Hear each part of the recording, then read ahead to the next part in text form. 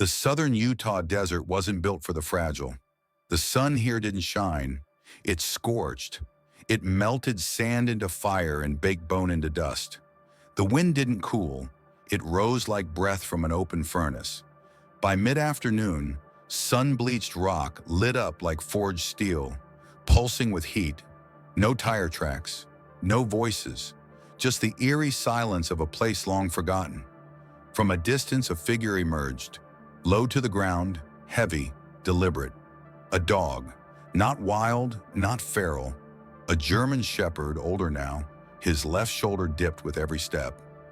Fur once sleek black had faded to silver along his muzzle and ears. A scar curved across his right flank, soft but visible through the thick coat of red dust. His name, Shadow. But no one called him that anymore. No collar, no tags, no master. Yet each step he took held purpose. He wasn't drifting, he was tracking. His nose skimmed the dry earth, then lifted to the breeze, catching something. Something that wasn't prey or water. It was human. A faint sound made his ears flick. Not far now. The scent grew stronger, not of life, but of something else. Pain, desperation. Death nearly arrived. Shadow turned past a weathered outcrop, thorns and dead brush clawing at cracked earth. Then he stopped. Tied upright to a twisted juniper tree was a small figure, a girl, fragile, motionless. Her faded pink shirt clung to sunburned skin. Thick nylon cord bit into her wrists, leaving blood-darkened grooves. Her lips were cracked, eyelids swollen, no movement, nothing. Shadow stood still. A gust of wind swept sand across the clearing, brushing the girl's body gently. She looked like the desert could carry her off in seconds, and no one would ever know she was here. He stepped forward slowly, each motion careful, like an old soldier returning to the battlefield. No commands, no handler, but the training remained. His muscles remembered how to approach the wounded, how to smell for life, how to protect. His nose touched her hand. No flinch, then a tremor, the faintest flicker of movement. She was alive. Shadow lowered his head. His chest rose, then fell. His breath was shallow, labored, but in his eyes something stirred, a flicker long buried. Purpose. Shadow stepped forward, cautious. Instinct led him now. He lowered his head and sniffed her hand again. This time, a finger twitched. It wasn't clear if it was reflex or intention, but it meant everything. She was still alive. A low breath escaped from his chest, rough and quiet. He nudged her cheek softly as if to say, "You're not alone." Her eyelids fluttered, then slowly opened. Pale blue eyes, clouded, exhausted but human, looked into his. She didn't scream, no panic, just quiet surprise. "You're not a coyote," she whispered. Her lips cracked with the words, "You're good." Shadow didn't move. He simply stood beside her like a silent shield. And in that moment, something ancient sparked through his body. The protector's instinct fully reawakened. Her name was Lila Monroe, 8 years old. Brown hair tangled with sweat and dust. Her shirt soaked in sun and blood. One shoe nearly torn off. On her wrist, a plastic bracelet printed with her name, Lila. Cheap, fragile, but it proved she belonged to the world beyond this place. Shadow sniffed the ground around her. Near the tree, the rocks, the shrubs, heavy footprints, drag marks, an adult, moving fast, and another scent, fear, not Lila's. Whoever left her here had been afraid. He looked at the girl again. Her breath was wheezing now, each inhale a whistle through a narrowing airway. Asthma, dehydration. She wouldn't last another day in this sun. The sky was changing. Daylight shifted from blinding white to molten orange. And Shadow knew, it's now or never. He circled the tree, inspecting the rope. Thick nylon, tightly knotted. This wasn't careless. Someone had meant for her to stay put. But Shadow didn't hesitate. He bent down, clamped his jaws on the cord, and began to chew, pull, grind, bit by bit. Each bite sent pain up through his gums. One old canine tooth, fractured long ago, throbbed sharply with every twist. Still, he didn't stop. Every loosened fiber was a heartbeat returned. Lila mumbled something too soft to hear. Shadow paused. Her voice cracked through the heat. "So thirsty," she rasped. "My throat hurts." It wasn't just a plea. It was a command from the past. To Shadow, those words unlocked a buried memory. Water, find, save. For a dog who once lived to rescue, the mission had begun again. Shadow hadn't always been a ghost in the desert. Once he was the pride of Utah's Search and Rescue K9 division, a German shepherd trained to find the lost, the stranded, and the silent, no matter the terrain, deep snow, tangled forest, or jagged rock. And through those years, he had one constant beside him, Sheriff Tom Granger. Granger wasn't just a handler, he was family. Shadow had known him since he was a pup. They ate together, slept side by side on frozen riverbeds and sun-baked ridges during long operations. Granger didn't speak much, but his voice was steady, his hands firm, and when he gave a command, Shadow would follow without question, even into fire. They'd found children lost in blizzards, pulled hikers back from cliff edges, and once Shadow had tracked a kidnapped girl nearly 7 miles through high desert brush, finding her locked inside a rusted trailer abandoned in the sand. When Granger broke open the door and the girl's eyes met Shadow's, her cry of relief was matched only by the shepherd's bark, sharp, proud, alive. Then came the flood. It was a summer afternoon when a flash storm tore across the southern cliffs, hitting a narrow canyon where a family of 3 was trapped. Granger had just hauled the last child to high ground when Shadow leapt into the torrent, chasing the father who'd slipped and vanished downstream. One moment they saw him, the next Shadow was gone. 3 days, 5, 2 weeks. The search teams combed the region. Granger refused to leave, but in the end, all they found was a collar tangled in a mesquite root. No body, no paw prints, no bark. Shadow was declared dead, but he wasn't. The water had carried him for miles. He'd surfaced far downstream, torn and bleeding, his left front leg broken. No one saw him crawl through reeds, trembling beneath the storm. No one watched him lick his wounds, hide from coyotes, or learn to track shade and wind patterns to find water in places even birds had abandoned. He taught himself to become part of the land. Not a hunter, not a pet, but a shadow. No one called, but he listened. No one came, but he waited. And through those 3 long years, Shadow slowly forgot the voices of men. Until today, when a child's failing breath rekindled something fierce and unyielding in him. The pain in his jaw, the limp in his leg, they were just echoes. What remained was one unbreakable truth.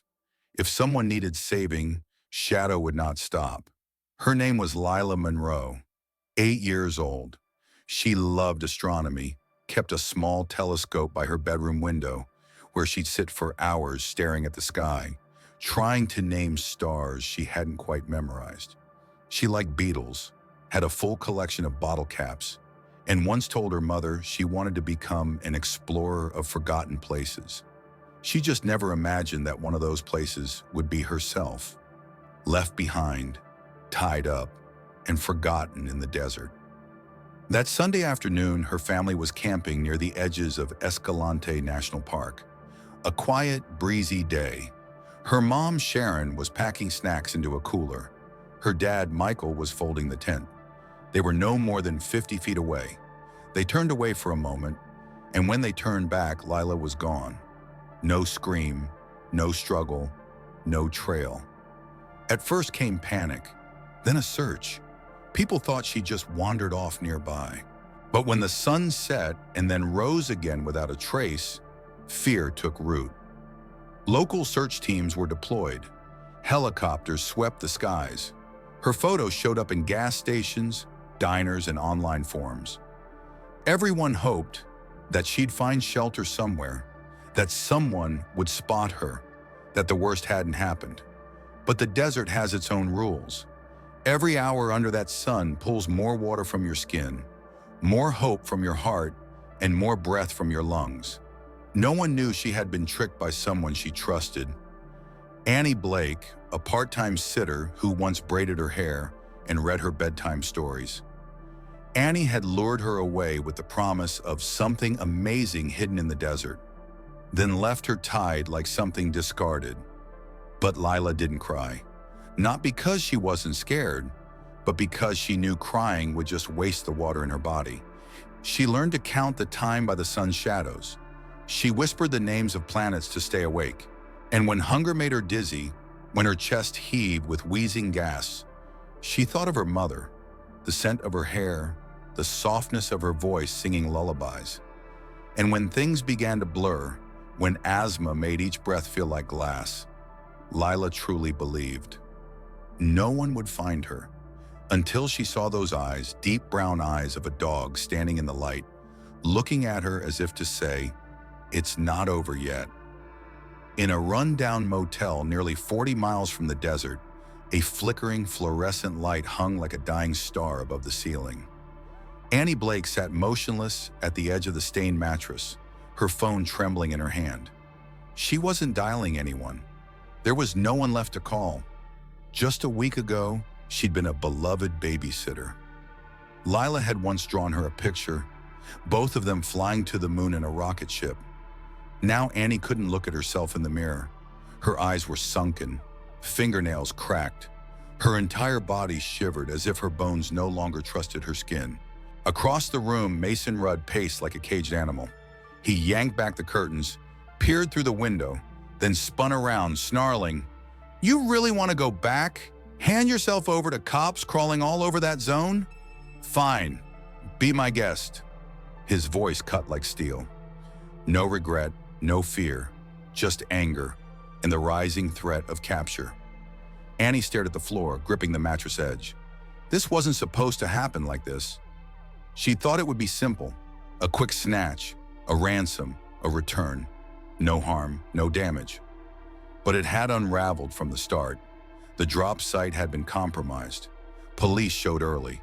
Mason panicked, and in that panic, he gave the order to dump Lila deep inside federal land. Territory so remote, no one searched there without clearance. "She was slowing us down," he'd said coldly. "No one would look for her out there." Annie hadn't argued, but she hadn't stopped him either. She didn't untie the ropes, didn't turn back. And that, deep in her gut, she knew, would haunt her longer than the desert ever could. 3 days had passed since they left Lila behind. Police were swarming. Every morning brought new headlines. Every night, Annie saw Lila's face. Those eyes not pleading, but quietly asking why. But Mason was different. He didn't see a child. He saw a threat, loose ends, evidence, and most of all, he didn't believe Lila had survived. That heat, her asthma, "She's done," he muttered, eyes fixed on the darkness outside the window. Annie said nothing. Her mind kept replaying that moment. Lila, in the sun, wrists bound, staring back not in fear, but in disappointment. Out in the desert, a shadow was tearing through rope fiber by fiber. A heart was beating not for food, not for survival, but to save a fading life. And the girl they thought would never be found had been found. Annie didn't know it yet. All she knew was that something inside her was collapsing. Not the plan, her conscience. Shadow lowered his head, sinking his teeth into the hardened nylon rope, sun-baked to stiffness. An old fractured canine pulsed with sharp pain each time he bit down. But Shadow didn't stop. He couldn't. He bit, pulled, scraped. Slowly, the fibers began to fray and loosen. Lila's breathing was thin, barely there. Her chest rose in short, rattling movements, eyes half closed, lips cracked. The asthma was suffocating her. In the scorching light, Shadow left briefly, nose to the wind, limping through dry brush, and returned with a freshly torn cactus paddle. He dropped it beside her, then clawed at the skin until the wet pulp inside showed. Lila's eyes fluttered open. Her trembling fingers reached for the bitter moisture, sticky, harsh, but it was life. She swallowed. A whisper of breath escaped her, and that was all Shadow needed. She was still fighting. As sunset approached and desert winds rose, Shadow knew what came next. The desert at night didn't forgive. He gently dragged Lila toward a rock crevice, inch by inch, until her small frame was hidden in the shadows. He curled beside her, thick fur shielding her from the wind, and cold beginning to creep in. She rested against him, barely breathing. And then, the scent of danger returned. Miles away, in a rundown motel room lit by a buzzing fluorescent bulb, Mason Rudd couldn't sit still. He stood at the window, staring out at nothing. The news was closing in, helicopters expanding their grid, search parties moving north. People were saying they'd found signs, footprints, disturbances in the brush, maybe even dog tracks. That wasn't part of the plan. He looked over his shoulder. Annie sat curled in the corner, silent. Mason turned back, sweat slicking the back of his neck. "Something's wrong," he muttered. He grabbed his rifle from the closet, checked the chamber, and jammed a handful of extra shells into his coat pocket. Without another word, he stormed out. "One last check," he said to himself. "If she's still there, I'll handle it. If not..." He didn't finish the thought. The sun was dipping low by the time Mason's truck reached the edge of the canyon. Wind whipped around him as he trudged back toward the old tree where he'd tied the girl 3 days earlier. But something was different. The rope was still there, bitten through, frayed, and soaked with old blood. The girl was gone. Footprints, small and erratic, led away through the dust. And then something caught his eye, a set of animal tracks. Mason's gut clenched. "No way," he whispered. Shadow heard him coming. Footsteps, human scent, near. Without hesitation, Shadow rose and left the crevice, sprinting across the ridge, drawing Mason away from Lila. When Mason reached the peak, he saw a blur of movement ahead. "It's the dog!"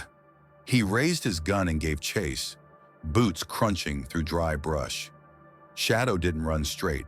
He weaved through jagged stone, drawing Mason away from the hiding place. He knew this terrain, where the gulches narrowed, where the dust would blind, where sunset glare would burn the eyes. Minutes passed. Mason's breathing grew heavy. And then, Shadow stopped. He stood still between 2 dark outcrops. Mason raised his rifle. "Get lost, freak!" He fired. The shot rang out. Shadow flinched. Blood spattered from his shoulder. But he didn't fall. Instead, he charged. The collision knocked Mason off his feet. The gun flew. Shadow slammed into his chest, jaws locking onto the man's forearm. Mason screamed, kicking wildly. But the shepherd's weight held him down. Raw, unrelenting, instinct-driven. Shadow did not let go. Not until Mason stopped moving, panting beneath the dust. When the struggle ended, Shadow staggered, blood seeping down his leg. He limped back toward the rock hollow, toward the girl. Lila looked up, weak but awake. Her eyes widened when she saw him. "You came back." Shadow collapsed beside her, resting his head against her lap. Their breaths barely stirred the air. But in that quiet dark, among cold wind and bloodstains, they were not alone anymore. The sun was dying behind the red cliffs, painting the desert in a molten shade of orange. Sheriff Tom Granger's old pickup truck carved through the dusty trail, tires gripping the earth as he headed north, toward a place every search crew had dismissed as too far, too risky, nothing out there. But Granger didn't need proof. He needed belief and a dream. The night before, he'd woken from a deep sleep, breath caught in his chest, sweat clinging to his skin. He'd heard barking. Not random, not wild, familiar, deep, steady, rooted in memory. Shadow, the partner he'd lost. The dream said nothing in words but left a certainty in its place. He's still out there, and something isn't finished. When the radio crackled to life, thermal readings in Sector 14, possibly animal, Granger didn't hesitate. He was already on the road. His heart had arrived before his wheels. By the time he reached the edge of Sector 14, the sun had nearly vanished. Crews were packing gear ready to call it, but Granger kept walking, quietly, as if pulled by an invisible thread through brush, red dust, and ancient stone. Then he saw them. A girl curled in a hollow of rock, eyes sunken, breath shallow, and beside her, a dog lying still, fur soaked in blood, chest rising with labored rhythm. Granger dropped to his knees, his heart caught in his throat. "Lila?" he asked softly. She didn't reply, but her fingers gently rested against the dog's back. Granger leaned in, and even through the dust and blood, he knew that face, those eyes, that folded ear, the faint scar across the right flank. His voice broke like dry wind over water. "Shadow." At first, nothing. Then a faint tremble. Ears moved. Eyes slowly opened. Granger froze, then reached out, whispering, barely audible, as if afraid the moment might vanish. "It's me. It's me, boy." And for a moment, everything stopped. The heat, the wind, the ache. Shadow, battered and torn, lifted his head with effort and pushed it into Granger's chest. Not as a dog seeking help, but as a soldier coming home. Granger folded into him, wrapping his arms around the dog's neck.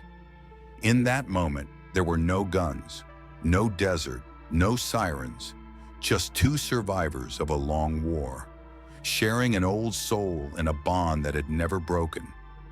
"You brought her back," he whispered, his hand resting on Shadow's head. "You're still my soldier." The sound of rotors echoed across the canyon, a distant thunder promising hope. A rapid response team appeared at the ridge. Uniformed figures descending fast, moving over rock and sand. Medics, a stretcher, someone shouting, "We've got survivors!" Sheriff Tom Granger raised his hand, guiding them toward the rocky hollow where Lila was wrapped in a thermal blanket. Beside her, Shadow still lay, breathing slow and shallow, his head pressed gently to Granger's knee, as if it was the only place left in the world where he felt safe. "She's breathing, but barely," a medic confirmed, checking Lila's vitals. "Oxygen, IV, stat." Shadow was lifted gently, wrapped in a padded blanket, blood still seeping from his shoulder, his front leg twisted unnaturally. Granger never looked away. He followed every step until Shadow was laid on a second stretcher beside Lila in the helicopter bay. As the rotors roared to life, Lila's eyes opened, dim, dazed, and she whispered, "I wasn't left behind." Granger squeezed her hand, nodding, voice firm but soft. "No, sweetheart, you were found." The news spread like wildfire. By morning, Sharon and Michael Monroe were at the hospital, exhausted, pale, hearts half broken, but whole again the moment they saw their daughter alive. Sharon rushed into the hospital room and froze. There was her little girl, pale and bandaged, but alive. When Lila turned her head and smiled, weak but real, Sharon fell to her knees beside the bed, her sobs silent and deep. "My baby, you came back to me," she whispered, clutching her daughter's hand like she'd never let go again. Lila couldn't speak much, but her small hand gripped her mother's tightly. Her eyes drifted to the far corner of the room, where a scruffy figure lay curled up, head resting on a folded towel. It was Shadow, still breathing, still there. In the room next door, Granger kept vigil. He hadn't left Shadow's side for even an hour. Emergency vet staff had been called in, patched his wounds, splinted his leg. Shadow ran mild fevers, drifted in and out, but always stirred at the sound of Granger's voice. "Sleep, soldier," Granger murmured each time, stroking his ear. "You did your job. Rest now." 3 days later, Lila was awake, stable enough to talk. Police came to take her statement. She told them everything, from Annie Blake's false promise of something magical in the desert, to the rough rope, to the moment she thought no one would ever come. She described Mason Rudd, the face, the voice, the rifle slung across his back. There were no more questions. Annie was arrested that night trying to flee the county by bus. Mason, found with a broken arm and mild concussion, was handcuffed to a hospital bed. The charges were heavy: kidnapping, attempted murder, conspiracy to extort. During those quiet days, Shadow slowly began to heal. He was still weak but started to eat. Small bites from Granger's hand. His eyes cleared. One afternoon when Lila came to visit, he lifted his head and gave a faint thump of his tail against the mattress. "He remembers you," Granger smiled. "I remember him too," Lila said, placing her hand gently on Shadow's forehead. She whispered something, soft, only for him. And though Shadow couldn't speak, his eyes answered her, steady and warm. "I've always been here." 2 weeks later, summer had softened. In the southern hills of Utah, the air smelled of dry grass and faint pine. Where once the silence of stone and sand ruled, there were now small footsteps across dirt, soft barks, and the clear laugh of a child. 2 weeks later, summer had softened. In the southern hills of Utah, the air smelled of dry grass and faint pine. Where once the silence of stone and sand ruled, there were now small footsteps across dirt, soft barks, and the clear laugh of a child. Sheriff Granger's ranch sat tucked between old wooden fences, the purple mountains blurring in the distance. On the porch, Shadow lay beneath a patch of shade, his front legs still bandaged, but his eyes had changed. No longer guarded, no longer waiting.